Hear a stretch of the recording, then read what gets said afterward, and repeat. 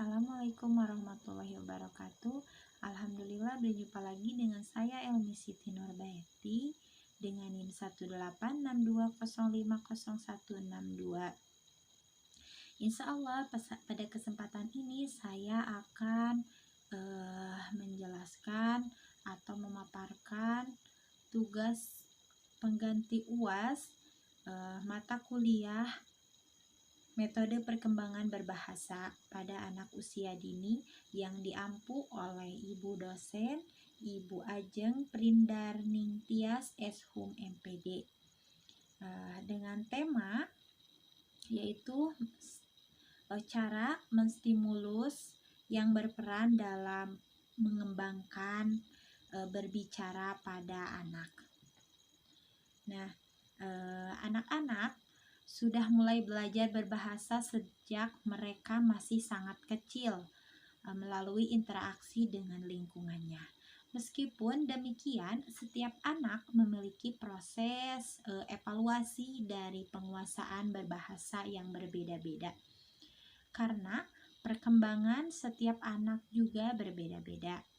Nah, terkadang kurangnya kosakata yang dimiliki anak dan cara pengucapannya yang belum jelas menjadi masalah saat si kecil belajar berbahasa. Namun sebagai orang tua,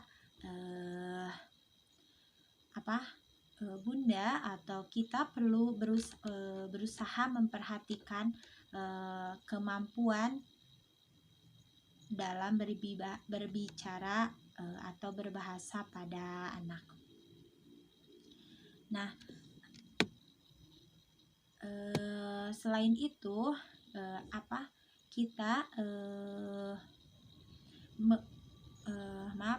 kita berusaha menstimulus kemampuan berbahasanya.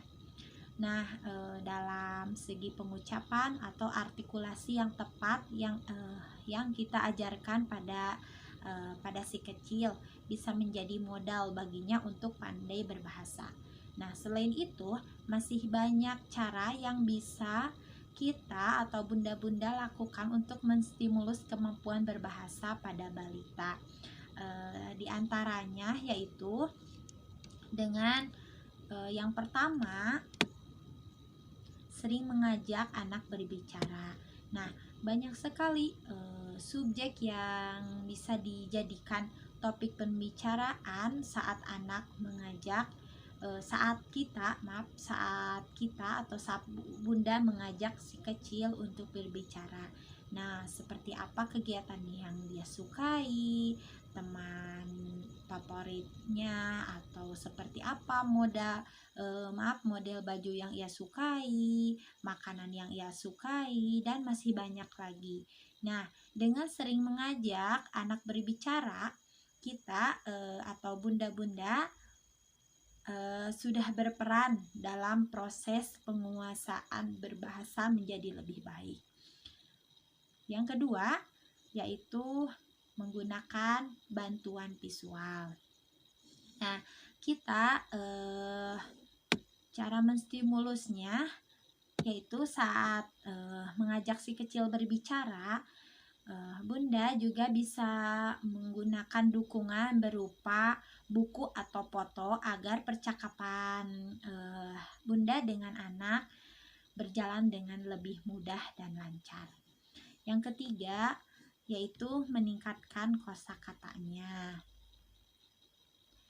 Nah, untuk meningkatkan kosakatanya, bunda bisa memberikan benda-benda berbeda seperti setiap harinya dan memberitahu informasi tentang benda tersebut dengan dan menjelaskan pula karakteristik, bentuk, warna, atau hal-hal yang berkaitan dengan benda yang Anda tunjukkan pada si kecil.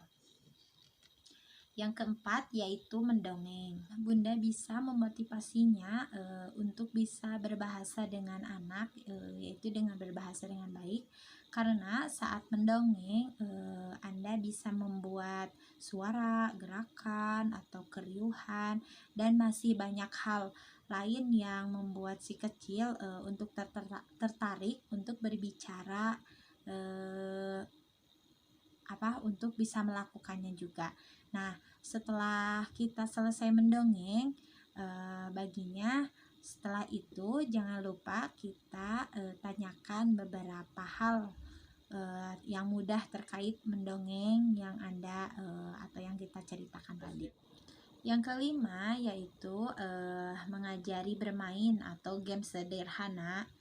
Nah, Bunda atau kita bisa menggunakan cara yang cukup seru untuk menstimulus kemampuan berbahasa balita, yaitu dengan mengajaknya bermain game sederhana, atau kita bisa menyembunyikan beberapa objek atau benda di sekitar rumah dan memberikannya petunjuk supaya si kecil bisa mencarinya.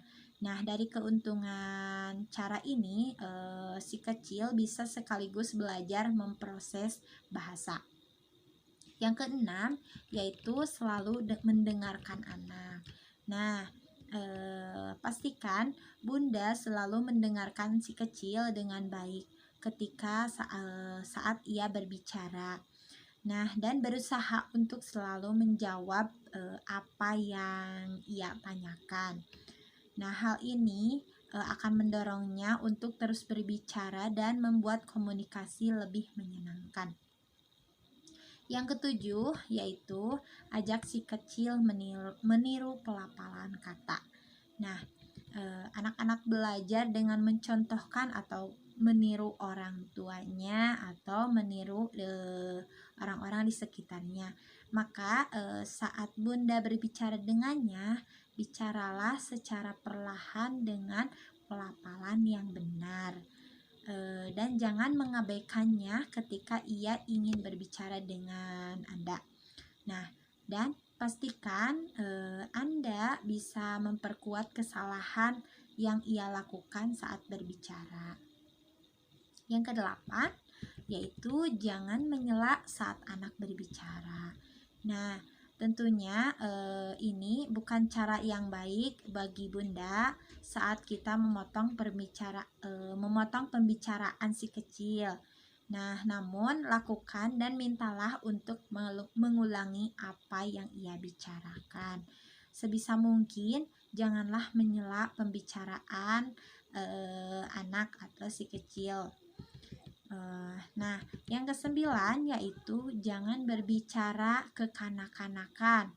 Nah, jika Bunda meniru cara balita atau anak kita sedang berbicara yang tentunya masih kekanak-kanakan, contohnya ibu pengen cucu. Nah, kita tidak boleh mengikuti pembicaraan anak. Nah, kita membenarkan pembicaraan anak, tetapi kita oh nak, kamu pengen susu gitu. Jangan ingat, jangan mengikuti berbicara kekanak-kanakan atau bicaranya salah gitu. Nah, hal itu bisa memperlambat proses si kecil untuk bisa berbahasa dengan baik. Dan yang ke-10 yaitu jangan membanding-bandingkan.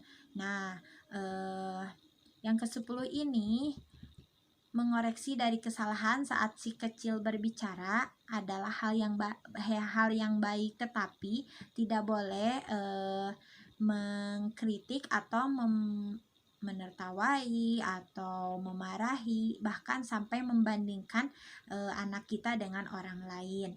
Nah, itu hal yang harus dihindari oleh Bunda semua. Nah, karena kemampuan berbahasa si kecil itu dengan saudara atau kakak, adik, teman, dan yang lainnya itu sangat berbeda. Nah, mungkin itu yang bisa saya sampaikan. Semoga bermanfaat. Terima kasih. Wassalamualaikum warahmatullahi wabarakatuh.